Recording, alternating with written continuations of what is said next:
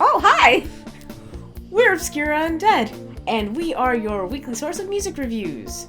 Well, this episode at least. I'm Azzy. And I'm Mouse. And this week we present to you our opinions on the latest albums from Palais Ideal, Schadenfreude, and Silent EM. Silent M. Silent M. I think it's Silent M. I'm not sure, there wasn't a pronunciation guide online. Alright, let's get into it.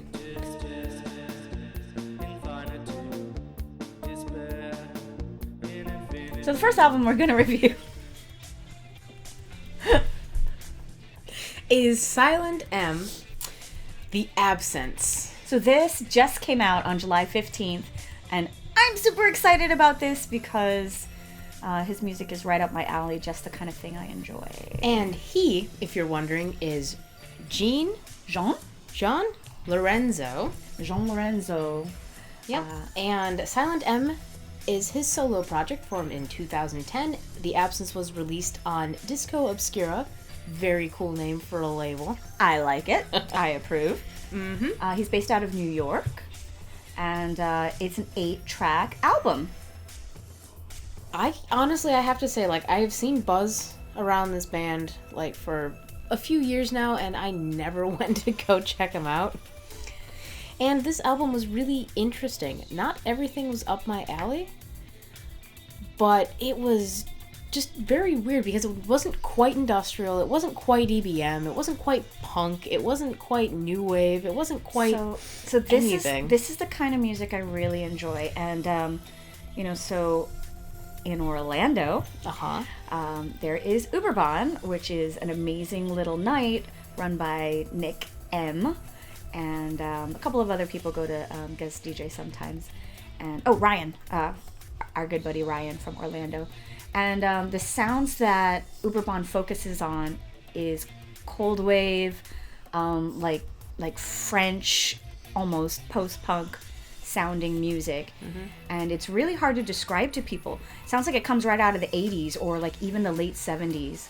And this is it. This is what it sounds like. And Silent M has helped make a couple of their flyers and posters. Seriously? Yeah, Nick made a poster and he sent it to Silent M and he blew it up super big, and they were hanging it on the side of the club. That's really cool. It's really cool. So definitely want to suggest that if you like the minimal synth sound or the cold wave sound, this is it. Or if you've ever wanted to know what it sounds like. Or if you just wanted to listen to a really interesting, cool album, this is it. Yeah. All right, so let's break it down. So we've got 8 tracks. Mm-hmm. I loved every other track. I felt the same way too. Starting with Machine was the first one I loved. Really? Uh-oh, then that means you liked every other song. Oh. Okay, so it was Machine and then Don't Crush So Fast. So the way that he says it, the chorus is Don't Crush So Fast. And it's really, really catchy, so I love that one a little bit more than track 1. And then you have Last Rites and Virtues of Our Age, which is the one that I liked the most. It was a little bit slower. Mm-hmm. I want to say post-punky, but it's not at all. It's not guitars. It's mostly old synthesizers. I think he uses vintage synthesizers. Yeah, they're all listed on the Bandcamp, so you can see the 15 synthesizers that he uses to make the music. I'm sure these are not very easy to come by. But yeah. Virtues of Our Age, Don't Crash So Fast, mm-hmm. and Return of Yesterday I really love. Return of Yesterday was really awesome. I was listening to Return of Yesterday, and I listened to it 4 or 5 times. I'm thinking, this reminds me of something. What does it remind me of? And it hit me when I was driving over here. It reminds me of Clan of Xymox's song, Medusa. Well, it is all very Xymox inspired. Well, I think most of our music is. Yeah. But it reminded me just specifically of the way that it was arranged of Medusa, and I loved it so much. It was a really great track. It's probably one of the best on there. And I like his, punkier vocals over all of it. Like when he's shouting? Yeah, and, kind of slurring a little bit, his shouts. I thought you might like that. I do. I love that a lot. Yeah. Yeah. So Wraith is the 7th track, second to last track. And there is a music video out for that. We might review it if we feel like it. But that music video came out very, very recently, so definitely go check it out. Anything else? I can insert a criticism. Sure, go ahead. I felt like some of the beats were just way too aggressive for my taste. But one thing that I realized as I was listening to this is just reviewing music just every week to do for the show has made me appreciate a lot more than I used to. And also hate a lot more. Yeah, certain oversaturated sounds, but I also appreciate more for just how unique it is, and I felt like this was just a really unique album. Cool. And I like that we've been reviewing a lot of things lately that are super unique. I recommend if you want something a little different that still feels familiar and you want to sort of, maybe ease yourself into some stompier stuff, there are definitely tracks on this that'll get you there. I do want to dance to some of these. I definitely do. But I feel like I need pointy shoes. Like, it doesn't feel stompy to me because I do listen to a lot harder music. But my definition of stompy is very different from your definition of stompy. I know. So for this, I really feel like I can put on some, like, pointy shoes and go dance in, like, some French or Berlin, like, basement smothered in fog. So it's just straight up something that I would hear at Uberbahn. Mm-hmm. And I know that Nick will be playing it very soon because Nick and Silent M are tight. Mm-hmm. See, Uberbahn Stompy is my definition of stompy. Oh, okay. Not Castle Stompy. Oh, no, that's a very different kind of stompy. Yeah. That's like Stomp on Roaches stompy. Yeah, this is more like Stomp on Peaches stompy. Peaches? I don't know. Their peaches this summer have been really good. I'm sorry. Because you do that with your bare feet. You stomp with your bare feet? I stomp gently. Stomp gently. I don't think that's stompy. Because you're talking about like pointy toes, like... Why would you stick your toes into peaches? I'm not talking about peaches anymore. I'm talking about the dancing in Berlin nightclubs. Why would you do ballerina points, like, in your fucking, like, pointy, winkly picker shoes? Well, that's probably why I can't wear them. I dance with my toes. I dance with my toes because I have, like, 6-inch heels when I dance. I thought you were going to say 6-inch toes. I was like, the fuck? Didn't you know that pikes come in 6-inch toes? I've never seen your feet before. I don't know what your husband's into. Surprise! You probably didn't know, but I stomp on peaches in my spare time. Really love my 6-inch toes. Fabulous. Okay, so what are you going to leave off on as your favorite track off this album? Holy crap, okay. I love Don't Cross So Far. That's how he says it. Can't even say it. Don't cross so far. Cross so far. Probably Return of Yesterday. Yeah, I think we're in agreement on that one. Yeah. And if I had to pick a second one, it would be Machine. My second one would be Virtues of Our Age. So, great album, Silent M, keep it up. Also, he had an album that's kind of hidden because it released on Detritus Records. Oh yeah, the one that was like, wasn't it 2 albums smashed into one? It was like A-sides and B-sides? I don't know what it was, but I found it today and I'm like, why didn't I know about this? So now I gotta go listen to it. See, that's where it's not on his Bandcamp. That's where I first saw the name Silent M was on Detritus. Mm-hmm. Because I was just like, oh, here's a band, and he's just got one album in the middle of nowhere, just on Detritus. So if you go to his Bandcamp and you're picking up his old albums, get that one too. What was next is my tiny little band that I picked on actually the recommendation of Ryan from Uberbahn. Oh, yeah! Wow. Okay. Yeah. Ryan.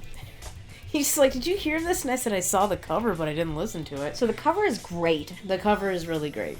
It looks like... But we should tell you the name of the band first. Oh, yeah, sure. The name of the band is Schadenfreude, and it's... Or if you're an American, you just say Schadenfreude. Schadenfreude. Schadenfreude. And the title of the album is Ausgang.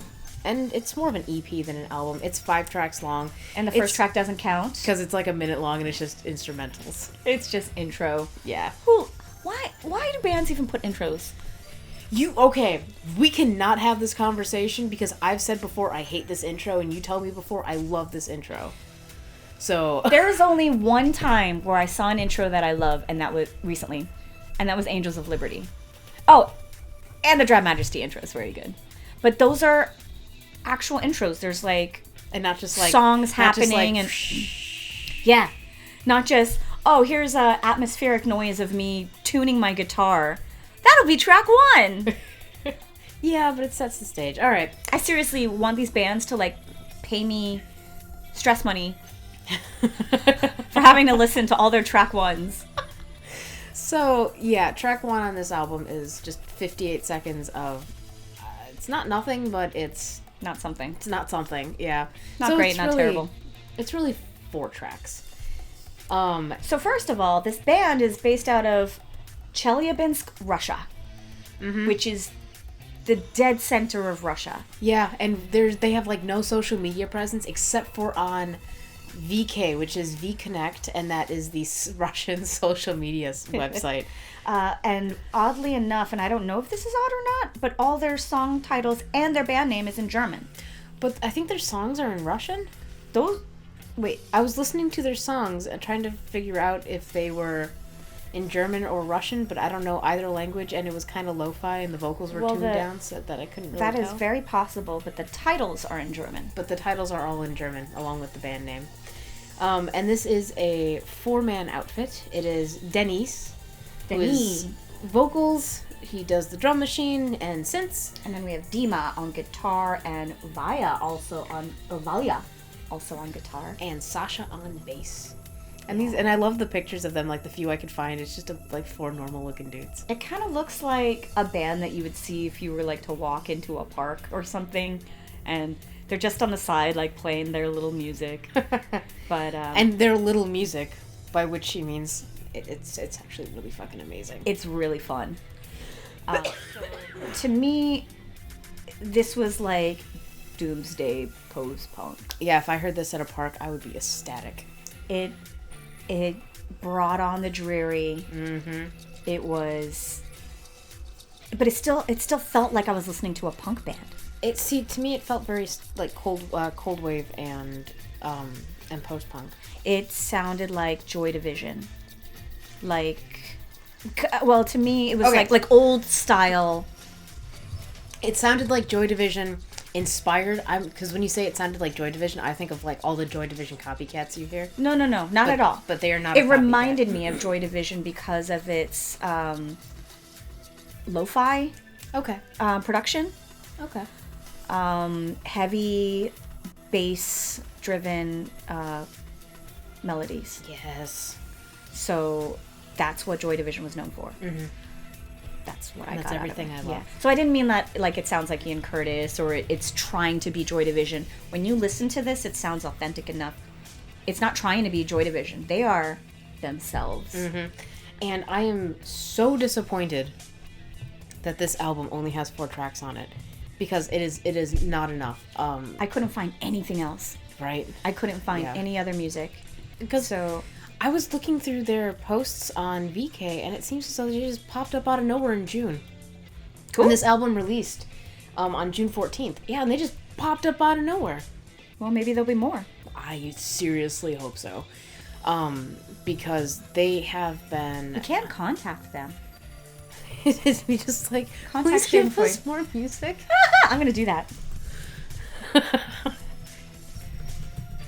Love your music. Please give us more music. Heart. Your friends at Obscura Undead. Let's just do that. Send. I guess we're doing this now on our show. We're going to send random love notes to bands that we enjoy. We should do that while we're reviewing them. We should just be like, contact. What else are you going to do with that contact button? Complain Who that would do track that? 3 didn't work for you? What is it, like customer service? Go listen to this album. You will not be disappointed. It is amazing.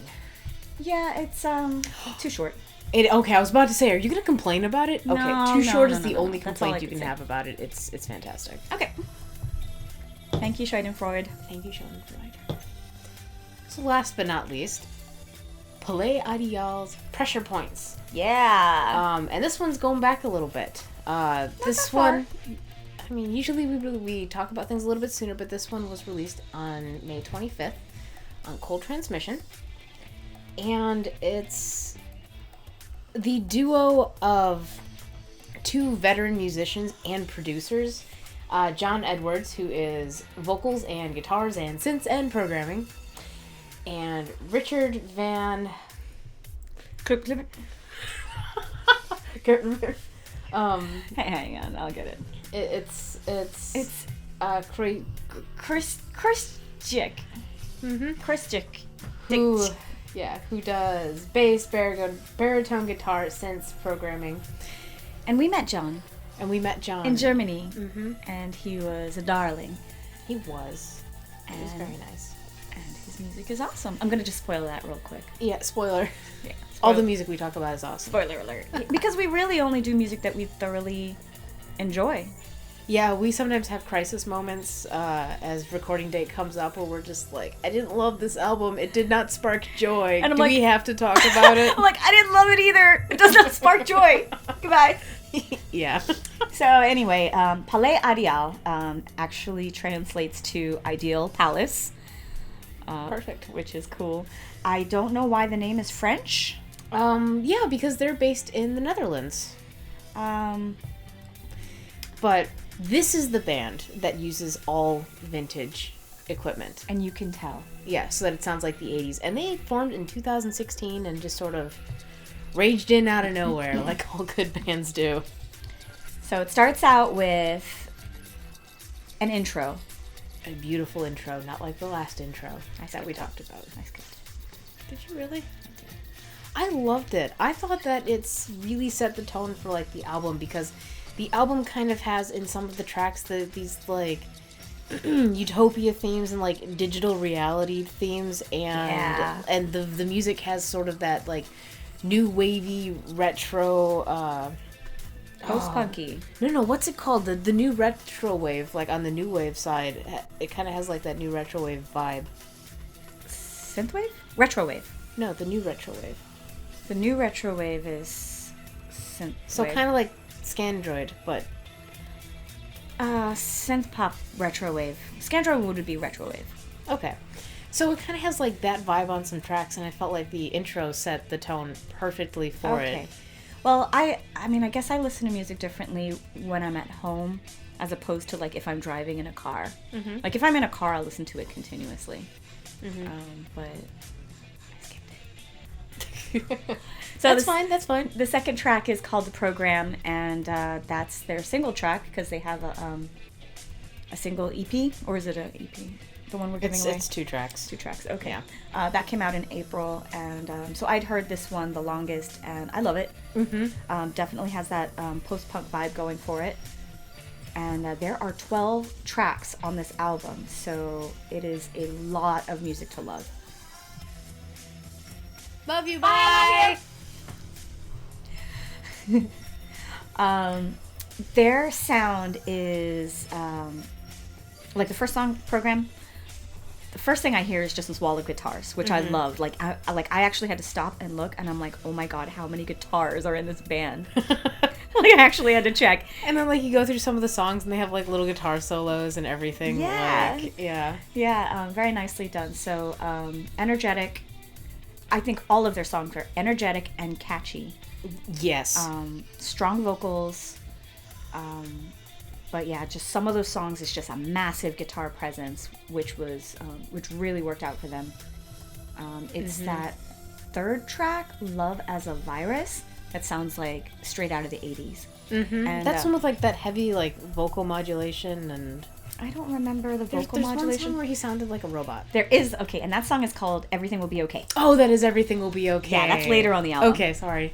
Spoilers. I love that song. I mean, when I review, I go from top to bottom. I mean, we can go from bottom to top. Oh, I jump around based on, like, what stood out to me on the songs. Okay, but we can go top to bottom. Let's do that. There's just so much going on this album to talk about, and it really does show how much experience that they have, not just as musicians, but as producers, going into this album. So, that Love is a Virus one, that's catchy. Definitely, when you were talking about, like, that retro wave sound. Yeah. That definitely sounds like an 80s tune, but to me, there's a difference between Like retrowave almost sounds purposefully like it's trying to mimic the 80s, using some elements to create something new that never really was from the 80s. That's true, because you kind of associate them with like Miami Vice. Yeah, Whereas, like a fake glamorized 80s. See, I sort That's of, retrowave. instead of, okay, I guess yes, fake glamorized 80s, because when I think retrowave, I like the music that's like, you know, like the Blade Runner sort of dystopian, like future sort of thing, like music that it would fit exactly into that. That's like The my mental model for cyberpunk it. aesthetic, and the music that goes with that best is probably synthwave. So synthwave is more electronic, and I mean, we could probably have an entire show just talking about retrowave and synthwave, but usually because I really love Scandroid. Scandroid is great, and I will show you many other bands that sound like them, and we will have a retrowave afternoon. Okay, sounds good. We'll do that over mimosas. One day. So Back to Love as a Virus. To me, it sounded like authentic 80s. Like when we were talking about Schadenfreude, it sounded like a memory. Like we're actually there in the 80s. Like it doesn't sound like they tried to write an 80s tune. And it's a very subtle difference. I agree. It is a subtle difference, and I see exactly what you're talking about with this. Context Collapse was right after that, and this one sounded a little bit more late 70s to me, like late 70s French minimal wave. So that's more of that cold wave sounding thing, I think. It's funny because that was so this was one of my least favorite tracks in the entire album. If I had to pull out one that I didn't enjoy so much, it was Context Collapse. Oh, okay. Yeah. I think there were a few in the middle that didn't stand out to me that much. But then I got down to Catharsis. Yeah, it had synth lines that reminded me exactly of She Passed Away, and I was wondering if that was on purpose because the song is called Catharsis. I was like, let me just listen to Catharsis again, because we love that word because of She Passed Away, and we named. I mean, we have a whole night called Catharsis. Yeah. We're sad. So Catharsis is when I was listening to that, I got moody, post-punky, twangy guitar. Oh, see, like, I was in on that, like, smooth, dreamy, like, synth line that led in from the beginning and was very sparingly, like, teasingly sprinkled throughout. And it was just great. Yeah. It was great. What's interesting is, like, we both kind of hear different influences. We hear different things because we listen to different things. We listen to different things. We have different experiences and backgrounds. So we know that we like something, and we know that the melody is written well and everything, but how we get there is different. I mean, it doesn't matter. And this is why like I kind of get aggravated when people are like, oh, it's this genre, oh no, it's that genre. We're always going to hear different things. Everybody's going to hear different things. So don't stick it in a genre. But we are not post-genre, and genres are useful. We rely on them for everything we do. I love the names, though. I do love the names. What was the one we saw today? It was, the post-rock. Oh, the post-rock wave. I don't know about that. And then there was another one I saw that was really good, but it was like, it was similar to post-industrial, but it was another term. I can't remember what it was. Yeah, Anyway, so Everything Will Be Okay.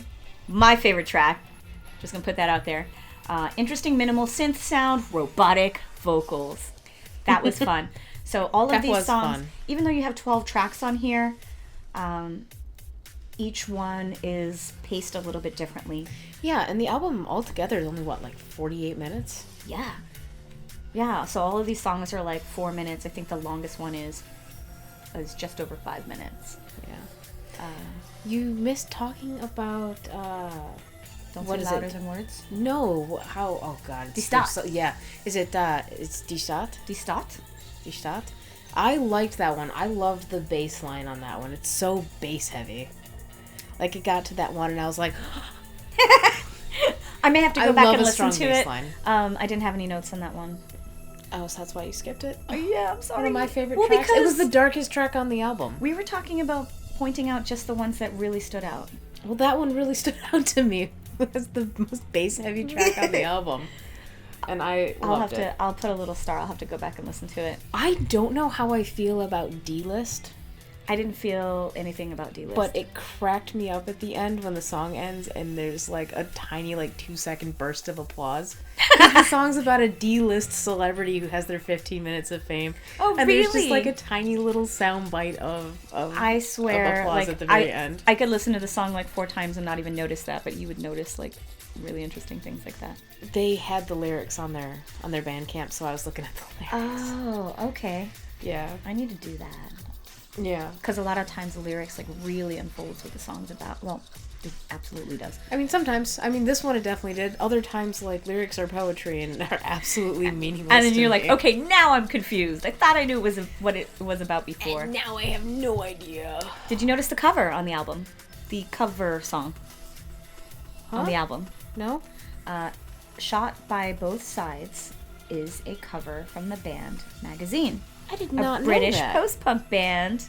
Yeah, because we were reading all the people who wrote the liner notes, and then it said... it was tracks 1 through 10, and then 12, and then it said but one it missed song 11. Was written by Howard Devoto and Pete Shelley, and I was like, I know Pete Shelley, and this track came out in 1978 by Magazine, and... No, I totally missed Shot that. by Both Sides, yeah. Damn. I found something you didn't. But you did find that last couple of seconds on D-List, which was pretty cool. I noticed the applause. You noticed that one song was a cover. We worked together. We should, yeah. High five!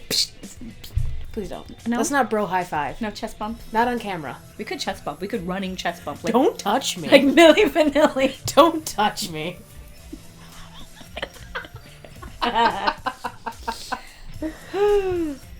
I love this album. It's currently available on red vinyl, if that's a selling point for anyone. That is a great selling point. I love that it's such high contrast with the album cover, because it's just blue, and then it's a red vinyl. But it matches with the program. It does, which is match white with and the program, red. which is silver and gray and black. I think and red red. is just, it's just a great choice for vinyl, colored vinyl. See, I think purple's a great I'm all choice. about purple. I've been buying my purple vinyl. I love it, but... I gotta admit, red isn't my favorite color. Until I saw the Twin Tribes album on red, and now I'm like... so pretty. I want everything on red. Fine, that was so pretty. And there's a Drab Majesty on red. There's a Drab Majesty on literally every color of the rainbow, and probably some that aren't even. I know, and I don't have mine yet, and I can't remember what color it is, and it's driving me mad. Have you gotten your She Passed Away vinyl yet? No. You want to go check the mail with me? We can go. No, I don't want to go outside. It's raining. Not anymore. I don't want to go outside. I want to finish this episode. We need to do an unboxing of our vinyl. Yeah, so pretty. Yeah, we should do that one day Pretty. when I have more vinyl, because I'm still building up my collection. Anyway, that's it for our reviews this week. Go check out the bands we talked about. Go especially check out the tracks that were our favorite. My favorite off of Palais Ideal was probably Catharsis. That'll be my second favorite after Everything Will Be Okay, the robotic song. Awesome. Because it just stood out, and I was like, wow, this is it. Wow. Yeah. So just as a reminder, since we're ending out on Palais Ideal, we do have a giveaway going on right now. We are giving away a copy of their 2-track single, The Program, along with a copy of Zeitgeist Volume 8 or 9, your choice, winner's choice, that is. Because honestly, giving away a single is it's too little, and you guys deserve more. 2 songs. So our question for this week is, Mouse, what is your fantasy band? What members would you put in your fantasy band? in your fantasy goth supergroup? And what would that band be called? So we're encouraging creative. people to, get creative and write a 200-word essay for us. And put it down in the comments anywhere. We'll get Anywhere, it. on any of our videos. We'll find them, unless shit gets filtered out by YouTube, because that happens sometimes. Yeah, so don't put crazy words in it that makes YouTube filter it out. How would you do that? Don't I don't know what words YouTube filters out. I should try. I should be you stupid. And If see it if it goes filtered away. that would be super lame. No, whatever. I think it has to be harsher than that. I'm gonna try. Ooh, it wouldn't block me though, right? It would just block the comment, right? I don't know. Let's discuss this off camera. Okay, well, Sorry. So in other news too, we have t-shirts now up on Teespring. We have a t-shirt of our faces. And we have a t-shirt of our original Obscura Undead logo in purple and blue. And we'll have a link to that below. Any t-shirts you buy and wear, we would be super grateful for, because I don't know. It's just because they're our shirts. It's just our shirts. And also, if you wear them, please take a photo and send it to us. Yeah, especially if you accidentally drip stuff on our faces. We expect lots of soup. SpaghettiOs. Does SpaghettiOs still exist? Yes, SpaghettiOs definitely still exist.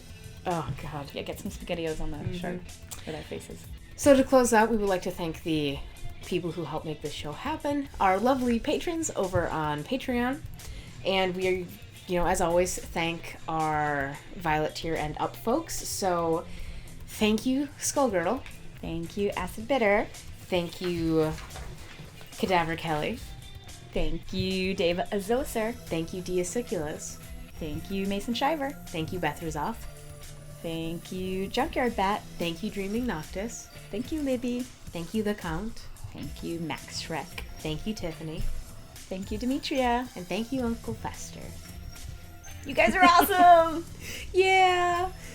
Thanks. I mean, really, we say it every week, we wouldn't be able to do it without you. Or it would probably also be, way shittier and more boring. More boring, because I feel like they're there with us. Oh, they totally are. They're rooting us on, even though we're we talk on Discord all the time. It's a lot of fun. I love it. But yeah, check out our news roundup from earlier this week. Check out our music video react later this week. And for more content from us, we're at obscuraundead.com. We publish articles. We're on Instagram, Facebook, fooling around. Everywhere. Check us out. All right. Love you. Bye. Bye.